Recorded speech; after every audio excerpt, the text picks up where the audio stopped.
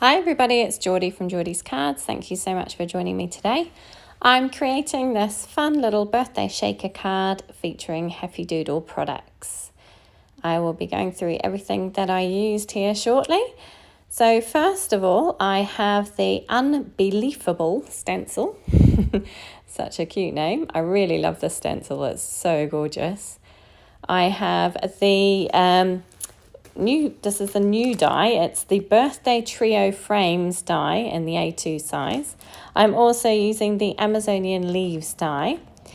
I didn't end up using this sentiment set. It's the Wild at Heart sentiments. This is the new 2x2 Safari Animals.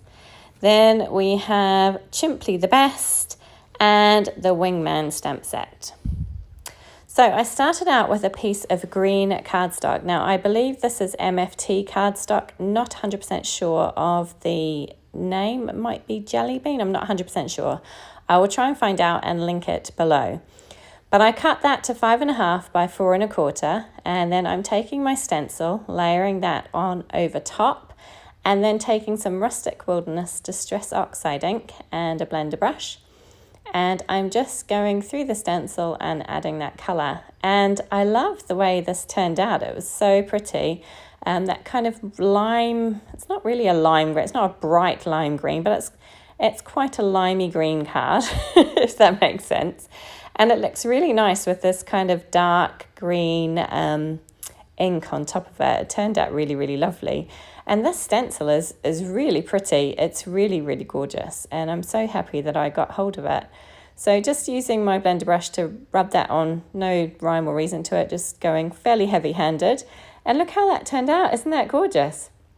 So then I'm taking some of the ink and laying it down on my Make Art station, squirting it with a little bit of water, and then grabbing a small paintbrush, and I'm going to tap that all over to create some splatters, just to give it a little bit more depth and dimension. I will definitely be using this again, this technique and these colours. Hopefully I can find some more of this cardstock because it's so pretty. Then I decided that I wanted to ink up around the edges a little bit and just create a little bit of a darker edge. And again, I'm really happy with how this turned out. It kind of makes the centre pop a little bit. In the end, with my shaker, you don't really get to see this background all that much, which is kind of a pity because I really like the way it turned out. So yeah, as I say, I will definitely be using this again and kind of hoping that the background is a little bit more of a star of the show. So here I am taking my new ink splatter box, which is my old Heffy Doodle box, and my watercolour paints, and I'm just using this white to tap on some splatters of white all over. Just wanted a little bit of contrast, and I love the way this turned out. I'm so happy with this background. It really, really makes me smile. So I'm doing quite a lot of splatters, as you can see. Then I went ahead and die cut these Amazonian leaves. I die cut a lot, and I used lots of different green coloured cardstock. And I'm just going in with a dark green watercolour paint and just kind of splattering all over with that to create some texture on my leaves. And this little set of leaves is really, really cool. Really like it. There's 5 different styles of leaf even. And yeah, they're really, really cool for creating scenes and as I'm going to be using in backgrounds today. I then went in with some white watercolour and tapped that on as well, created a few more splatters. I just kind of wanted to give them lots of kind of texture and detail. And as I say, you can't, I mean, yeah, you can notice it a little bit more in person, but because they're in the background of a shaker card, they're not quite so obvious. I went ahead and stamped out my images off camera onto some Transotype perfect colouring paper, and I used Lawn Fawn Jet Black ink, and now I'm going in with my Copic Markers to colour all these in. So for my greens, I'm using G28, G24 and G21. I wanted to stick to those kind of darker greens, similar to the shade of the cardstock that I'm going to be using as a frame for this little shaker card. So I just did my usual trick of laying in my darkest colour, blending out with my lightest, blending out with my midtone and then my lightest, so working from dark to light. And I did just go back in with my darkest colour again to add a little bit more shadow. And I did go outside of the lines a little bit, so I ended up taking my colourless blender to try and fix that up a little bit. Always managed to go outside the lines, I don't know why. But I really wanted a little vine because I'm using these two little monkeys from Chimply the Best, and I wanted the vine so that they can hang off it at the top of my card. Now, I did go ahead and colour these capybaras, but I didn't end up using them, so I didn't keep the colouring in. So I'm going into my little wingman birds here. I believe these are macaws. So I did a little bit of research on Google to try and figure out what colour to create these. And I decided on this blue and yellow colour combination. So for my yellows, I'm using Y17, Y15 and Y13. Then for my kind of blue combination, I used B97, BG49 and BG45. So when I Googled these birds, I kind of thought that they had a little bit of almost a tealy kind of blue colour to them. So that's why I went in with these BG colours, and I'm really happy with this colour combination. I think it turned out really, really nice. I like the depth that B97 gives. It's a bit darker and it gives a little bit of depth, and then it, the kind of turquoises work quite well with it. And the other thing that I noticed, because normally I would start at the top of the bit of the tail that's closest to the bird, if that makes sense. I would start with my darkest colours there and then work out to lightest. But what I noticed when I Googled them was that they tended to be darker towards the bottom of their feathers rather than the top. So that's what I've done. For his little beak, I used W7 and W5. And then I'm just going in with W0 to kind of create a little bit of shadow around his eye. And for my second bird, I'm using exactly the same colours. And then just as always, starting with my darkest, going in with my midtone and blending out with my lightest. This was quite quick colouring today because I didn't really even bother doing two coats because the colours that I used seem to work quite well together. When I go in with my blues, I do end up doing these a couple of times to try and create a nice blend because, this B colour and this BG colour are quite far apart, although they do work quite well together. They seem to blend quite nicely, but I did go in with a couple of coats just to try and smooth out the blends and make it nice and even. And as I say, I was really, really happy with how these turned out. They kind of, I like them. I'm not sure they're completely accurate, and I would hate to recommend them as being completely accurate, but it was fun and I enjoyed it, and I did my best. So the two little capybaras that I had stamped out and coloured in, I initially was going to put at the bottom of my card because I obviously wanted this to look like an Amazon rainforest scene.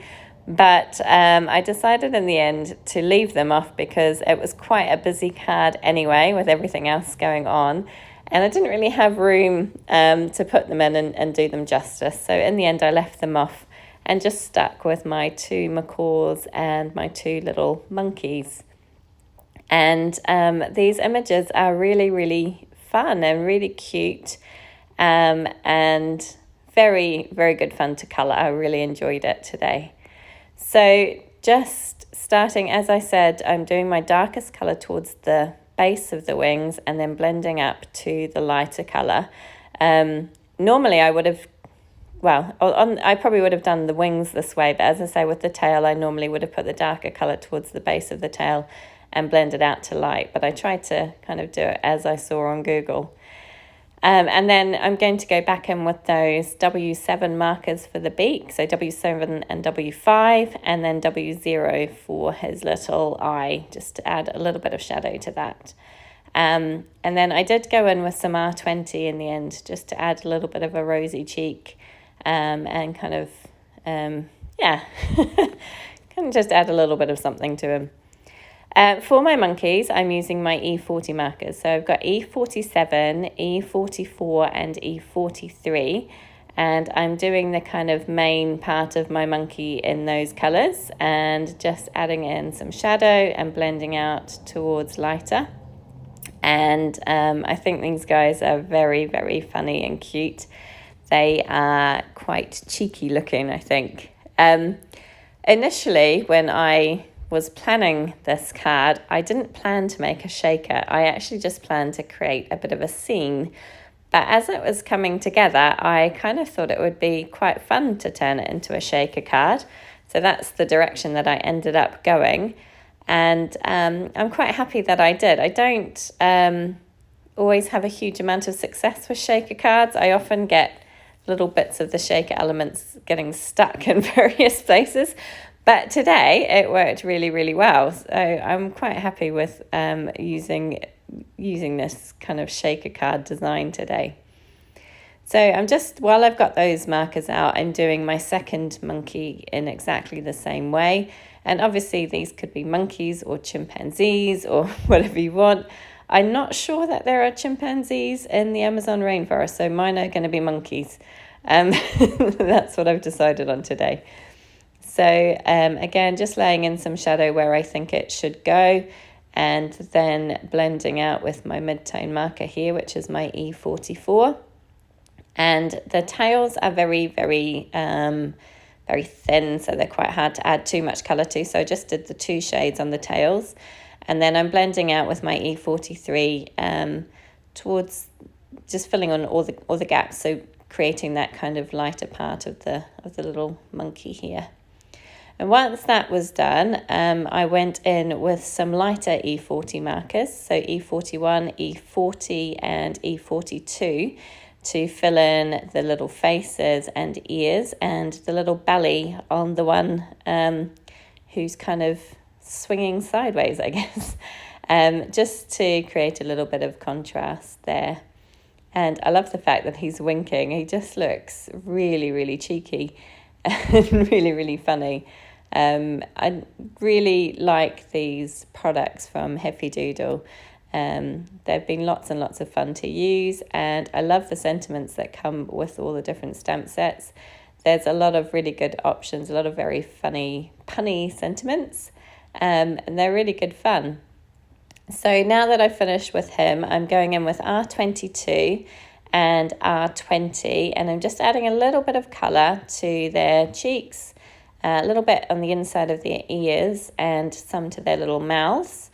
And then I'm going to blend that out with the R20. So I went in with the R22 first and blending out with the R20. And here we go, I'm just adding a little bit of a cheek to my little parrots or macaws as well. So once that was done, I went in with my white Sakura Jelly Roll pen, as always, to add some highlight detail to my little critters.